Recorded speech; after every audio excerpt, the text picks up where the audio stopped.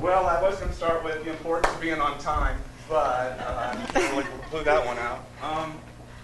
Just real quick, how many business owners in the room? You own your own business, you run your own business?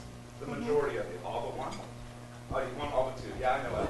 Ellie's great. Tell her I said hi. All right, cool. Well, I'm going to sort of customize what I say towards leadership and towards business owners. Doesn't mean that you guys aren't going to walk away with beneficial stuff as well. And really, you guys are going to sort of be my guinea pigs. I spent the last 3 months sort of hibernating. Since you and I met, I've really sort of re-honed a lot of my skills as far as applying to leadership versus just applying them towards selling either a product or a service or whatever it may be. The reason I've done that is, really this recession that we're in, that everyone is all worried about the economy, it's not an economic recession. It's been going on for a while, right? They manipulated currency and interest rates to sort of hide it. But what's happened is the Industrial Revolution is over. It's not going on anymore, right? Really, what's happened in the Industrial Revolution is better, faster, cheaper. So go ahead. Oh. Can you put this on? Yeah, no problem. You can put this in your pocket. All right. We have 35 minutes. So I won't turn it into 2.5 hours like when we were together. All right, cool deal. So anyways, make a long story short, we're not in that Industrial Revolution anymore. It's no longer, used to be that someone could go get a job, they would make above pay for an average job. Now, that same job is getting competed for, just like materials are. And so basically, everything's getting cheaper and cheaper, and it's a dive towards the bottom. Think about it. Let's take retail, for example. Walmart is the king of cheap. No one can compete with Walmart, right? Even Target said, hey, listen, we're not going to be as cheap as Walmart. We're going to be about 5% more. So there's only one winner on the bottom side. On the top side, right, the exclusive side, there's Tiffany's. There's Neiman Marcus. There's Saks Fifth Avenue. You name it, it's there. Why do those companies who charge a premium, they're doing well during this economic downturn, but yet no one seems to want to follow that model? No one wants to raise their prices and offer value versus commoditize their service and change it into a commodity. If you commoditize your service, you're always going to be competing for the lowest price. So that's my first thing to the business owners out there. If you're commoditizing your thing, if you're looking out there and you say, hey, let's say you guys, a lot of you are in some form of marketing. So whatever this marketing is, you go, hey, my competitor out there is selling it for $10 per unit. I'm telling you, sell it for $20 a unit. If nothing else, distinguish yourself by price. Because that's what you're going to have to do in this age. What's cool about your group is that a lot of you are on the cutting edge of the change from the Industrial Revolution. The internet is making it possible that a guy like myself or a person like yourself can now reach an audience that's global. So now we're almost going into a connection revolution, and none of us really know where it's headed. I remember, I've been in technology for, I think my first computer was 1981. I own technology companies in Florida. I remember when the internet started becoming had my own business when it started becoming a large presence.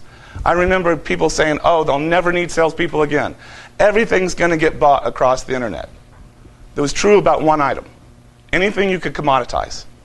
If it was, I needed to buy a hairbrush or I needed to buy a set of speakers, yeah, I go to the internet to buy them. If I need to know what kind of car to buy, or I want to know what kind of stereo to buy, what do? I go out to the internet, I read y'all's blogs. I talk to my friend. There's some form of connection that's going on that I'm using. And it's how much you trust that connection is how far you go, right? So given that, and given the idea of leadership, and then how many of you are onesies? You're all by yourself. How many of you want to grow beyond that? All right, cool. Like Dale said, sales is an important part of leadership. I think it's an important part of life, period. I think if you're going to be successful at anything, you need to understand how to persuade people. The problem is, most of us, will you let me know when I'm at 30 minutes? Okay, good.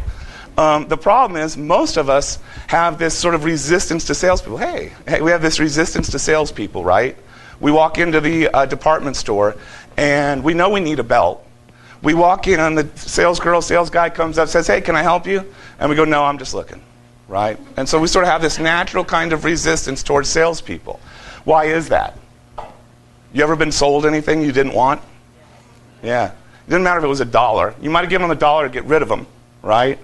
But if you've ever invested anything that was significant and it wasn't what you got, you felt like you got sold. You didn't buy. How many people sell an item they don't truly feel helps their customer client? Glad to see no hands. So what I'm going to show you is the idea is basically comes from transactional analysis. I don't know how many of you are familiar with it, but it's a form of psychology, sociology, basically that studies the transactions between two people, right? Great book called Games People Play. Came out in the 60s by Eric Berne. But the idea is that we all have a emotional need, a need for feeling, right? Just like we have a need for food. And in fact, they've shown that if you're deprived of feeling, if you look at those Romanian orphans, a lot of them at 12, 13 years old haven't developed beyond a year and a half. Their brains haven't because they haven't gotten that feeling and nurturing that they've needed, right? So while you were, cruising around as a tiny little baby and on, all these feelings that happened in your life were feelings that helped you create a sense of I, or an ego. Because the ego had to explain those feelings. Some of them weren't comfortable. Some of them weren't understood, whatever it might be.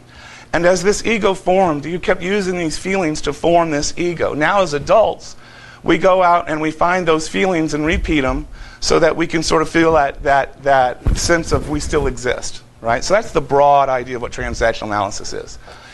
In sales, the way that I use the concept is when you were born and you brought into this world, you were given everything you needed. You were given nurturing, you were given warmth, you were given love, you were given food. You were in your happiest state. And in transactional analysis, they call that the natural child state. It's the Shangri-La of states. It is the state that why you get involved in activities, why you get involved in relationships, why some people get into drugs and alcohol. It's the state that we're all seeking and happy because this is when we had no concerns. There was no games being played, there was nothing, we were just content and happy. And what provided that were nurturing parents, right? And so somewhere along the line, you reached for the hot iron. You went to go put your finger in the electrical outlet. You went and grabbed the knife or something you weren't supposed to. And for the first time ever, you saw this ugly creature, ogre thing, and we call that critical parent, right? So what happens? Baby reaches. No, don't do that. Baby drops what's in their hands. They start to cry. They start to what they call adaptive child behavior. They adapt their behavior in response to their critical parent, so they can solicit nurturing parent. They start to cry. Oh, baby, it's okay. And then they get the natural child feel, right? But somewhere between the ages, how many of you have kids? All right, so you know this. Somewhere between the ages of 8 months and 108 years old, when the critical parent comes out, the rebel comes out and says, bite me. I'm going to do whatever I want to do, right? So we know that. That's what children do. So the rebel comes out. Now, in my IT business, particularly when people were going from, coming onto the World Wide Web either through cable modems or T1s or whatever it might have been, they would notice that the routers would go slow sometime in the afternoon. And when I'd come in and to a place and we'd be looking at stuff, I would watch other computer guys go, where'd you guys get this equipment? Right? And when they did that, they went into critical parent mode. What do you think the prospect went in mentally? They went right here, right? Even though the appointment had just started, it was already over. It was now just an exercise for the next 45 minutes until they got him out of the office. If they didn't have a need for approval, they said, get out, I don't want you here right now. Now, I'd come in, I'd see the same crappy equipment, and I'd say, this equipment was a really good decision at the time you got it. I said the same thing. I've said it in a way, hey, it's not going to work. But I stroked them at the time I said it. I went here. How do you think they felt? This way. Now, think about your own life right now. Some of us are very fortunate. We're surrounded by nurturing and loving people. Some of us are starving for it. And I don't know this room, I don't know most of you, but I would guarantee that there's probably a greater percentage of you starving for nurturing than drowning in nurturing. So there's all kinds of reasons for that. But this is why this is so effective. Now, most of the time when you're taught to sell, you're taught Well, show them the facts and figures. Show them the return of investment. Show them why it would make sense for them to do this. Show them the logical reasons. Because, if you show them the logic, they'll get it. That's all adult stuff. And hey, I get it. We're all, obviously that you need that logic. But do you know how we use logic? We use logic to justify our feelings. And I know a lot of times when the logic has been contrary to the person's feeling and they didn't follow the logic. Think about it. There was at one point in your life, there was something that you needed to buy. You went to buy it, but you didn't trust the person you were buying it from. And you needed it, but you didn't buy it. Right? Your feeling overrode it. There's people that are in relationships right now they should not be in. You might be one of them. And for whatever reason, even though all your friends, even though all their people are telling them, get out of it, and they even know, they're still in it because of the feelings that it provides. Feeling is where I want to work, because that's where action happens. So oftentimes, if you're walking into a sales meeting, and you're ready for your 45-minute presentation, and you're going to get up and do your dance, and your dog and pony and all that, yeah, you might have a real entertaining one. But if they're not moved from the inside, you're going to be in voicemail hell. They're not going to take your calls. How many of you find yourselves in voicemail hell? Where you just end up in a situation where, you seem like you're chasing them and it's doing no good. You want to know how to handle that? Take it to a close. You say one of two things. You say, hey, listen, obviously I've done something to really upset you. You're not returning my calls, and I know this isn't like you, so let me go ahead and apologize. And if you're dead, I'm sorry too. Right? And I usually get a call back within about 15 minutes to a half hour after that one. Or I call them and say, it's obvious that you don't want to do business and you are just too nice to tell me no. I'm not going to call you anymore. You know what we talked about. You can call me back if I've made the mistake and assumed the wrong way. And I'll tell you why that's valuable. One is, it ends the hopa land crap. See, that's part of the problem. When we get into a meeting with someone, think about it. If I came to your house and was selling you windows, and you really liked the windows, you knew you couldn't afford it, you knew you didn't have the money, would you be stressed? No, you don't have the money, right? So you'd say things like, yeah, I really like that. Yeah, even if you had the money, you weren't going to buy me, blow me off. You wouldn't tell me that. You'd say, hey, they look good. The salesperson, the amateur salesperson says, wow, they like them. I think I'm gonna make a deal here. Sound familiar? Right? So when someone tells me, hey, I really like that, I go, huh, that's interesting, for sure. I thought you were going to tell me you hate it. Why? Why do you like it? Now I get to find out whether or not they're being real. If they start struggling for something or they just repeat back what I've said, then I know they're not there. If it's a statement where I like it because of the way it affects my life, something along those lines, then you know you're getting there. So, how many of you have been in a situation, how much time are we sitting at? You've got 20 minutes. Oh, good. All right, cool deal. So far, any questions? Yes. Yes, ma'am. When we talk about the nurturing sales, All right. there's nothing more annoying to me than when someone looks at me and goes, you're an intelligent individual, so I am going to, the overstroking, Yeah. the hi, good little puppy, and now I'm going to sell you. Well, that's a great word, sincerity. Yeah, the lack of sincerity, the lack of, or if I'm walking through a door and you're already telling me how wonderful I am, what are you trying to sell me? I agree, and that you've really pointed out a valuable thing, and I'm going to take it just a tad deeper. It's sincerity is what you're really calling out, and when you don't feel that sincerity, it of course feels right, and but there's this concept that we all have. I think it's because of the way the Western language is set up, but that we have to close every deal, right? And so rather than say our message and attract the people that are truly our customers that we can be sincere with, we say messages that try to throw out huge nets that try to grab everybody, right? No, I just want the people that hear my message, because then I can help them. But if they don't hear my message, then they're wasting their money. And so I agree with you, but I think it goes even further of being true to yourself as a salesperson, that if you're just saying your message, you'll find that the people that come in your presence, it's easy to be sincere about something that they're involved with. So, again, my point being, I agree 100%. This isn't an exercise of flattery. What this is an exercise is why we do this. And any more questions so far before we go to stage 2?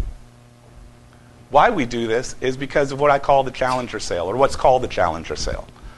So back in, I don't know, early 90s, late 80s, Neil Rackman came up with spin selling. And relationship selling became the big thing. Hey, let me ask you, do this consultative selling with you, and let me ask you some questions, and we'll build this little relationship, and I'm going to bring you some cookies, and it's going to be a feel-good event, right? The problem is, sales typically isn't a feel-good event. If you can buy it online, are you going to buy it from a salesperson? No, because it's not a feel-good event, right? And so we're creating we're creating a feel-good event here for a specific reason. Because when people come to buy, remember they've got their hands and their guard up. And sometimes they say things, I have to challenge. And that's what the challenger sale is about. Because when they tell me something like, it looks good, I have to be able to say, well, what do you like about it? That's a challenging statement, right? Or if they say something along the lines of, do you sell insurance? Is that what you sell? Yes. All right, so if they say something along the lines of, I only need $500,000 worth of coverage, right? And you say, I'm sure you know exactly what you need.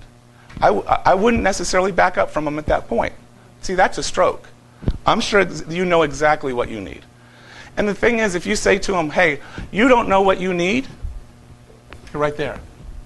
Now, see, once I've said that, I'm sure you know exactly what you need, let me ask you a few questions. And what I typically would do in the IT world is, and remember, I don't know how many of you have had to deal with this, but when I would go to talk to a business, they'd have their IT guy, whoever that trusted person was, right there with them, right? Their cousin, whatever it was. And I would have to combat this guy that pretended like he had a lot of knowledge, or the most knowledge that this person knew was this guy. So, and invariably, all of them would be big AMD processor people.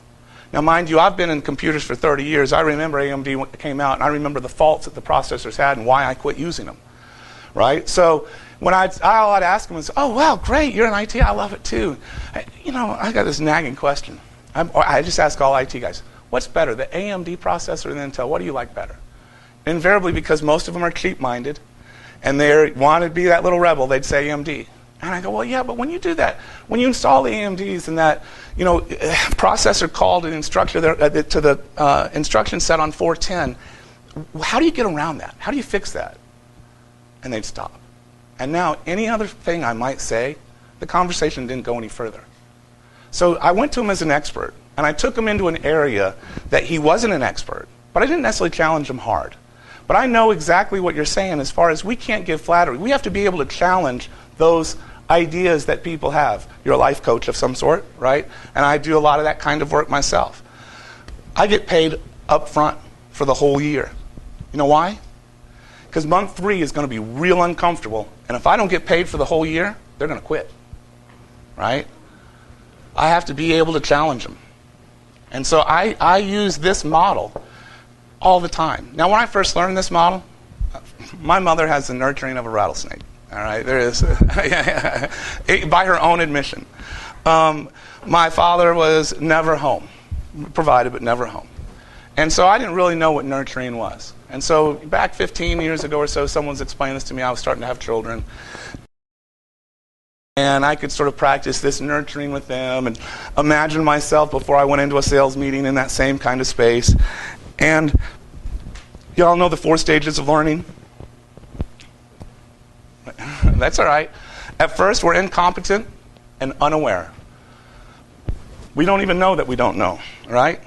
And then someone comes along and strokes us on our hair and says, hey, buddy. And then all of a sudden, we realize we don't know. We know we don't know, right? And then along the way, we decide, hey, I want to improve that. So now we know, and we know that we know, right? Then we move into unaware, competent. We're doing it without even thinking about it. Nurturing is that. It's one of those skills that the more you practice it, the more that it just starts to come naturally. But I don't do it to nurture. I don't do it to make people feel good. I can be nice and do that, right? I do it because it gives me the space to make a challenge on their beliefs that are wrong, right? And if I can't challenge those beliefs, or if every time I do I get a critical parent response, they're not going to grow, they're just going to dig in. And I can't have them do that. So as the sales process goes on, you think about, again, like I said, my mother would probably be a bad example. But who can give you actually, my mother actually is a good example too, because even with her lack of nurturing, she can still tell me things I wouldn't let other human beings tell me, right? Because I know she loves me, right? And that's what I'm not trying to say go love your prospects, right, like your mother. But my point being is that when we create an environment, when we start to respond with strokes, not false ones, when we start to reward people, they don't recognize it. All right, and they starve it. So when I say, hey, that's a great question, why do you ask? No one recognizes that stroke. So I have a story I tell about the hypnotist. Where are we at? 10 more minutes? All right, cool. Any of you ever gone and seen like Kreskin or Stage Hypnotist or anything like that? Right, it's pretty neat, right? Any of you get called up on stage before? Well, and you got hypnotized. Yeah, and you got hypnotized, didn't you? Unfortunately, no. Well, you're not going to like what I have to say. My attention span's too short. Well, you're not going to like what I have to say. Yes, sir. When hypnotism is actually all about, they say the more intelligent you are, the more susceptible you are. What can I say? I tell a story that obviously well, as I tell the story, so I say. I go, imagine that you and I went to a stage hypnotist. And we sat down, and he called you up on stage. And what was your name? Jennifer. And Jennifer, as you're up there, he takes you down. And you're real intelligent, so of course you go down deep. And while you're down there underneath deep, he says, every time he says the word duck, you're going to quack. And you're going to stand up, and you're going to flap your arms. But you're not going to remember any of this, right? So sure enough, you come back down on stage, you sit down next to me. 5 minutes later, he starts talking about duck hunting. So you stand up, and you start flapping, and you start quacking. And the whole time you're thinking to yourself, what am I doing? You start stressing. And I don't know if you know this or not, but when we stress, we fall back further to our subconscious behavior and the instruction sets that are there, where this instruction is.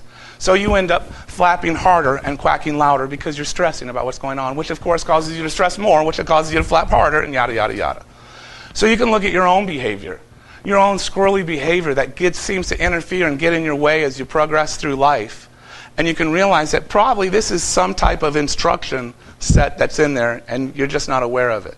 Usually that same behavior creates the stress in your life that creates more of that behavior, that creates more stress, yada, yada, yada.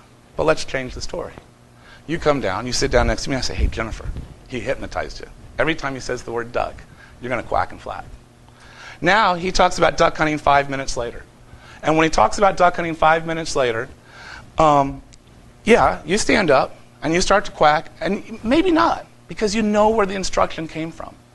So now you have a choice, right? And even if you do it, because you know where it came from, you can go, well, I don't have to stress over this. Once this is over, I'll be able to take it a shot another time. And that's really what a coach's good job is, as far as the kind of work that you and I do, is we come and we bring awareness to a situation. Now, in that story, I usually tell that story one-on-one, right? And I stroked in that story.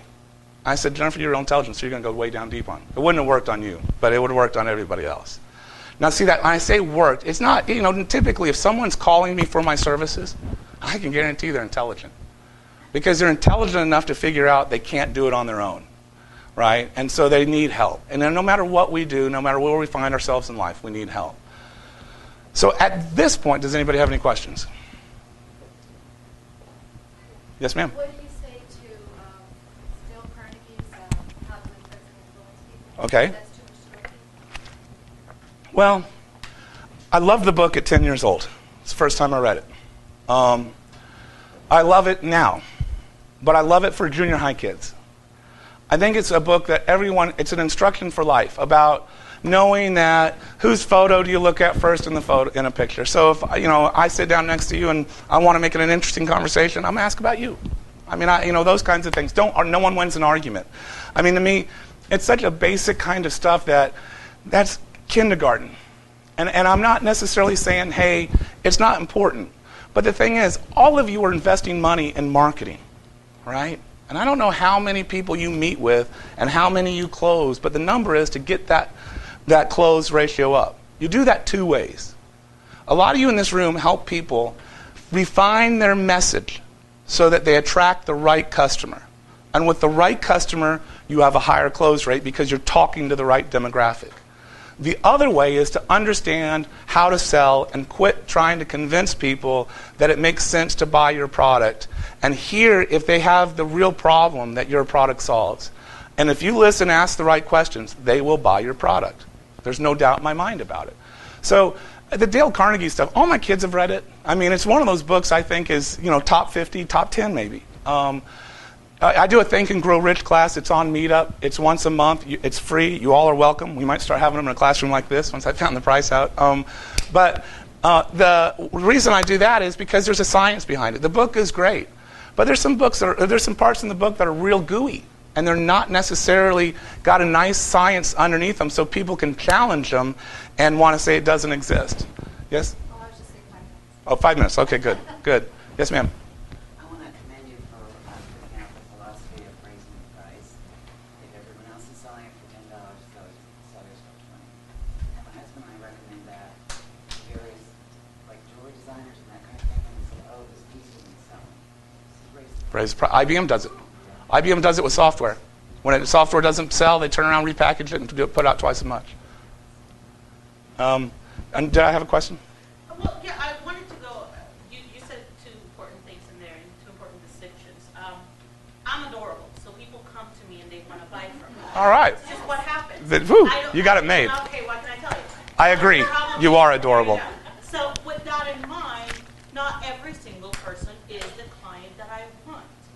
One of my biggest problems in that psychology of sales is how to turn that nicely and still let them go without saying, hey, you're not my type of client. Can I give you a couple of sentences? It's real easy. As much as I'd like to think that what I'm showing here is for everybody, I know it's not. And to tell you the truth, if I had you give me your money today, I couldn't give you the type of service that you deserve for your money. And so it has nothing to do with you, it has to do with my limits. And so if this upsets you, I apologize. So I most certainly would always turn it around to some type of being honest and to telling them that, hey, you can, and then at that point I say, you can give me your money, but I'm telling you right now, I'm not going to be able to deliver the level of service that your money buys.